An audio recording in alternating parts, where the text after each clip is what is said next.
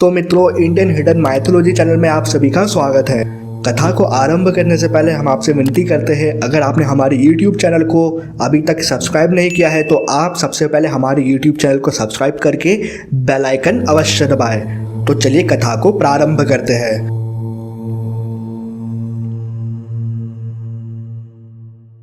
नमस्कार मित्रों, स्वागत है आपका इंडियन हिडन माइथोलॉजी चैनल में। दोस्तों, आज हम पुराणों की कहानी श्रृंखला में एक नई कथा लेकर आए हैं। कथा को आरंभ करने से पहले मैं आप सभी से अनुरोध करना चाहता हूँ कि अगर आप ऐसी ही ढेर सारी दिलचस्प और रोचक कथाओं के बारे में जानना चाहते हैं तो आप हमारे YouTube चैनल को अभी कभी सब्सक्राइब कर लीजिए। तो दोस्तों, चलिए कथा को प्रारंभ करते हैं। भगवान शिव और भगवान विष्णु दोनों ही संपूर्ण और सर्वशक्तिमान हैं। आप सबको भी पता होगा कि भगवान विष्णु के हृदय में भगवान शिव वास करते हैं और भगवान शिव के हृदय में भगवान विष्णु। दोनों ही एक दूसरे के परम भक्त हैं, लेकिन ये बहुत ही कम लोग जानते हैं कि भगवान विष्णु और भगवान शिव के बीच एक महाभयंकर युद्ध हुआ था। पुराणों में ऐसी दो अलग कहानियां मिलती हैं। आज हम उनमें से ही एक कहानी को बताने जा रहे हैं। धर्म ग्रंथों के अनुसार भगवान विष्णु के पृथ्वी पर 9 अवतार हुए। उसी प्रकार भगवान शिव के भी पृथ्वी पर धर्म स्थापित करने के लिए 19 अवतार हुए। कहानी की शुरुआत तब होती है जब एक दिन माता लक्ष्मी अपने पिता समुद्रदेव से मिलने उनके पास जाती है। तब माता लक्ष्मी देखती है कि उनके पिता समुद्रदेव बहुत चिंता में है।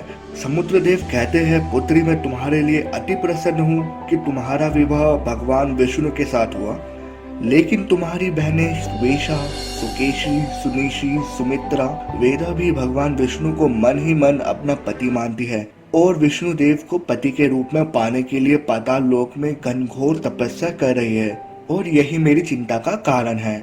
यहाँ हम आपको बता दें कि देवी लक्ष्मी समुद्र मंथन में निकली 14 रत्नों में से एक थी और इसी समुद्र मंथन के दौरान समुद्र में 5 अप्सरा निकली थी जो बाद में दैत्यों को प्राप्त होती है।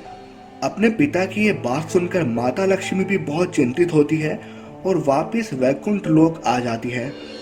वहां आकर उन्होंने भगवान विष्णु से कहा, भगवान, मैं जानती हूँ कि आपके हृदय में भगवान शिव, आपके भक्त और आखिर में मैं खुद रहती हूँ, पर क्या कभी ऐसे हो सकता है कि आपके हृदय में आप मुझे आपके भक्तों से पहले देखें? तब भगवान विष्णु ने कहा, ये असंभव है देवी, मैं जगत का पालनहार हूँ। वही दूसरी ओर देवी लक्ष्मी की 5 बहनें अपनी घनघोर तपस्या से भगवान विष्णु को प्रसन्न कर देती है, जिसके कारण भगवान विष्णु को पाताल लोक जाना पड़ता है। पाताल लोक जाकर भगवान विष्णु ने उन 5 बहनों से कहा कि मैं तुम्हारी तपस्या से बहुत प्रसन्न हूँ, मांगो तुमको क्या वरदान चाहिए। तब उन 5 बहनों ने वरदान के रूप में मांगा कि भगवान विष्णु उन 5 बहनों के पति बन जाए और अपनी सारी पूर्व स्मृतियां और संसार को भुलाकर उनके साथ पाताल लोक में ही रहे। भगवान विष्णु ने तथास्तु कहा और वे उन 5 बहनों के साथ पाताल लोक में ही रहने लगे। काफी वर्ष बीत गए और उन 5 बहनों को भगवान विष्णु से पुत्र की प्राप्ति भी हुई। वे सभी पुत्र राक्षस प्रवृत्ति के थे और उन्होंने समस्त ब्रह्मांड में हाहाकार मचा दिया। इस कारण संसार का संतुलन बिगड़ने लगा। तब सभी देवता माता लक्ष्मी को लेकर भगवान शिव के पास जाते हैं। जब भगवान शिव ने माता लक्ष्मी और सभी देवताओं को दुखी देखा तो वो भी काफी व्यथित हो गए और भगवान विष्णु को पाताल लोक से लाने के लिए और देवताओं को विष्णु पुत्रों के आतंक से मुक्त कराने हेतु उन्होंने स्वयं को वृषभ यानी बैल में परिवर्तित कर लिया। उसके बाद वृषभ रूपी महादेव ने पाताल लोक पर हमला बोल दिया। महाविध्वंसकारी वृषभ को पाताल में आने से भूकंप भी आ गया था। पाताल पर हमला होते हुए देख विष्णुपुत्र महादेव से युद्ध करते हैं, लेकिन वृषभ रूपी महादेव समस्त विष्णु पुत्रों का नाश कर देते हैं। अपना वंश का नाश होते हुए देख भगवान विष्णु काफी क्रोधित हो जाते हैं और युद्ध करने हेतु वृषभ रूपी महादेव के सामने आते हैं। महादेव और भगवान विष्णु के बीच युद्ध शुरू हुआ। दोनों ही एक दूसरे पर अलग अलग और घातक अस्त्रों से प्रहार करने लगे। उनमें से ना कोई हार रहा था और ना ही कोई जीत रहा था। एक समय तो ऐसा आया कि भगवान विष्णु ने नारायणास्त्र वृषभ रूपी महादेव पर छोड़ दिया, तो वृषभ रूपी महादेव ने पशुपतास्त्र भगवान विष्णु पर छोड़ दिया।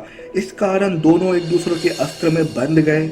ये सब देख भगवान गणेश उन 5 अप्सराओं के पास गए और उन्होंने उनसे विनती करी, अगर भगवान विष्णु की स्मृति वापस नहीं आई तो भगवान शिव और भगवान विष्णु दोनों अनंत काल तक ऐसे ही युद्ध करते रहेंगे और इससे समस्त संसार का पाताल से सर्वनाश हो जाएगा। ये सुनकर उन पांचों अप्सराओं ने भगवान विष्णु को सारे वचनों से मुक्त कर दिया। स्मृति के वापस आते ही भगवान विष्णु और भगवान शिव दोनों ने महायुद्ध को समाप्त कर दिया। तो दोस्तों कथा यहीं पर समाप्त होती है। अब आपको ये कथा कैसी लगी आप हमें कमेंट सेक्शन में कमेंट करके जरूर बताइएगा। और दोस्तों मैं आप सभी से अनुरोध करता हूँ कि आप हमारे YouTube चैनल को अभी कभी सब्सक्राइब कर लीजिए, क्योंकि हम आपके लिए ऐसी ही ढेर सारी रोचक और दिलचस्प कथाएं लाते रहते हैं। और दोस्तों हमारे YouTube चैनल को सब्सक्राइब करने के बाद आप बेल आइकन यानी कि घंटी आइकन को जरूर दबा दीजिएगा, ताकि जब भी हम अपनी वीडियो पब्लिश करें सबसे पहले आप हमारी वीडियो देख सके। तो दोस्तों नमस्कार।